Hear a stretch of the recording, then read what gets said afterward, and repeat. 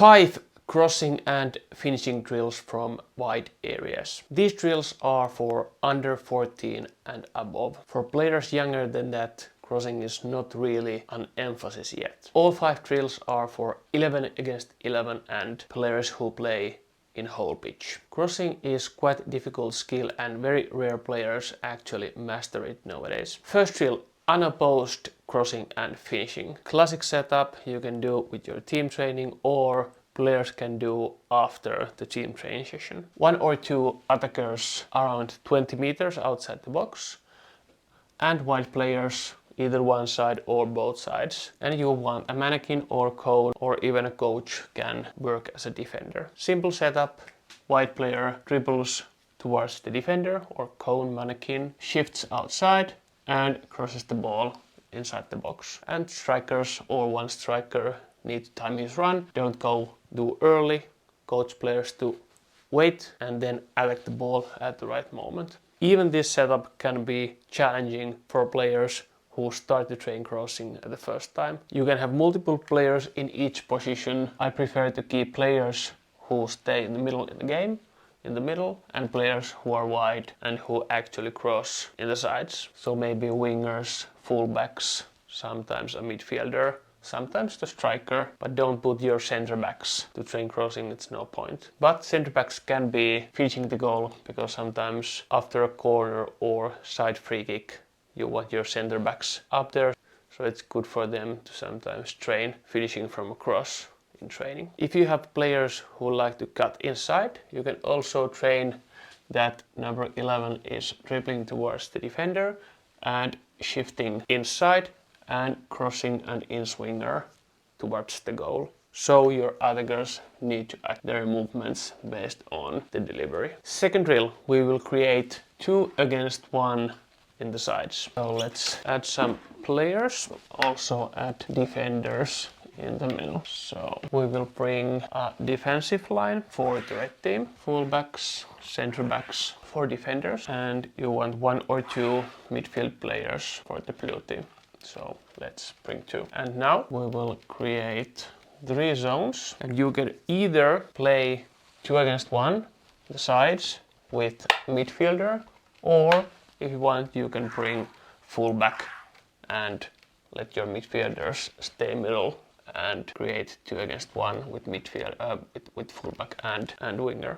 So let's say first we create 2 against 1 with the midfield player. You as a coach can start here. You can start the drill by passing to one of the midfielders. They're not allowed to progress in the middle, so they need to play either left or right side volume. So let's say number 11 is creating space and you play there. And now number 8 can join and you play 2 against 1 against the fullback. Somehow let's say number 8 is making a deep run and you play and then you cross the goal. And another midfielder can join the attack with both the attackers and you create 3 against 2 plus goalkeeper on the goal. Really position specific exercise. You can fine tune it based on your formation. I prefer 1-4-4-2. To teach crossing is the most common players use. As said, you can create 2 against 1 with one of your center midfielders, or you can bring fullbacks to your drill and then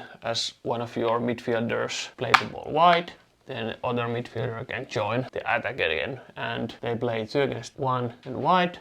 Let's say fullback is playing winger wide and making a deep run. Okay, the fullback is following and then maybe you lift the ball in swinger as we did in the last exercise. This is already quite game-like and as said, crossing is really difficult for players. So give them time, give them reps, and I would say only work crossing with the players who actually cross in the games. Otherwise, those players just can't get enough reps, so it would matter. Drill number 3. 8 against 6. Now we will remove the zones and we bring 1 more player for the defending team.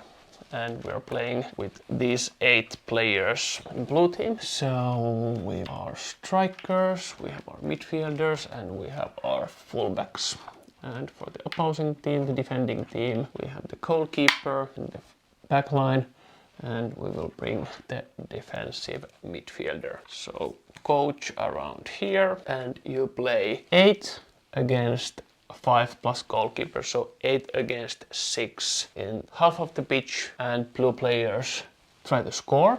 If they can go middle, they can, but what often happens is that when you line back 4 and a defensive midfielder for the opposing team, what naturally happens is that blue team gets somewhere around here. Let's say number 8 is somewhere around here.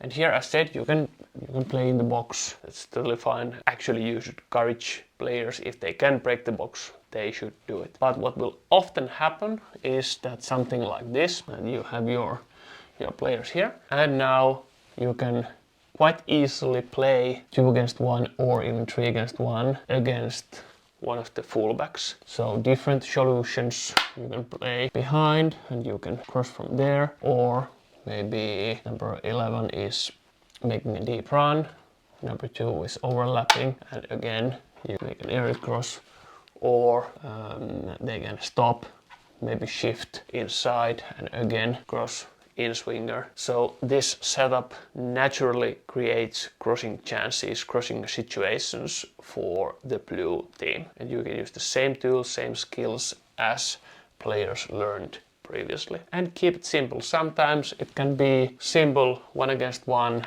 Your fullback is going 1 against 1 against the opposing fullback, and maybe or playing 1-2 with one of the with the winger and delivering the ball inside the box. Drill 4, crossing game. Now we will create a small-sided game. I like to use it before matches, let's say match day -1, if I have worked with crossing in that week. I prefer 4 against 4 plus wide players. So we bring 2 goals, double box, something like this. Yes, and as said, I prefer 4 against 4, or you can play 5 against 5, but 4 against 4 gives you high intensity, lots of reps for each player. So let's say you have number 2, 3, and so you can play with your center backs and maybe both midfielders for the red team, and then you have, say, fullbacks crossing, then number 9, number 10, number 7, 11 crossing, and maybe you have your 8 and number 6 on. So simple setup, double box, 4 against 4 plus goalkeepers, 2 wide players, 1 for each side for each team. And again, if players can go straight to the goal and score, they should do it, but they are allowed to play wide, and the wide players, they are not competing for the ball though, so no 1 against 1, because that would be too difficult. So if the blue team plays the number 7, he has 2 touches, so